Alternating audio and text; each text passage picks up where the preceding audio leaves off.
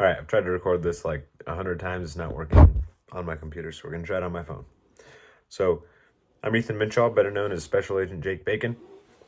And I went back to April 5th, 1933 to learn a little bit more about Franklin D. Roosevelt's Executive Order 6102, which forbid the hoarding of gold coin, gold bullion, and gold certificates. So it also required that all American citizens return all of their gold to the American Federal Reserve by May 1st of the same year. Failure to do so would result in fines or imprisonment. So basically how the deal worked, you would return your gold and you would get paid back in paper money at a rate of $20.67 per ounce of gold. In 1934, another act was passed, the Federal Gold Reserve Act of 1934, that turned the rate to $35 per ounce, and that kind of put us back on the gold standard, but this was, at the time, pulling us off of the gold standard because the stock market crashed in 1929, and when people tried to pull their money out because they were afraid of losing their money, they wanted to pull it out in gold because it's backed in gold.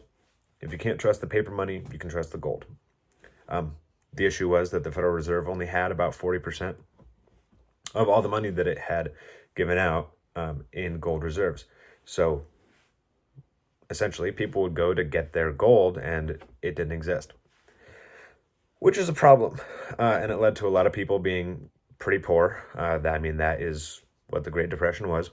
And so FDR, he said, you're going to return your gold and you're going to get paper money and you just need to kind of trust the process.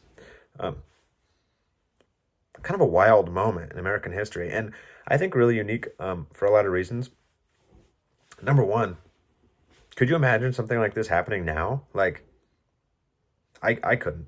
I couldn't imagine an executive order being passed and, hey, you need to turn in, you're truly valuable, you have gold, right?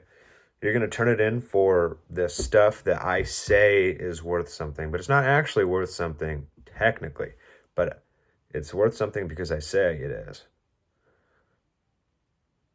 And I know we use that same money today, and like inflation's really bad, but it just kind of seems crazy to me that something like that could happen in the first place. I don't know.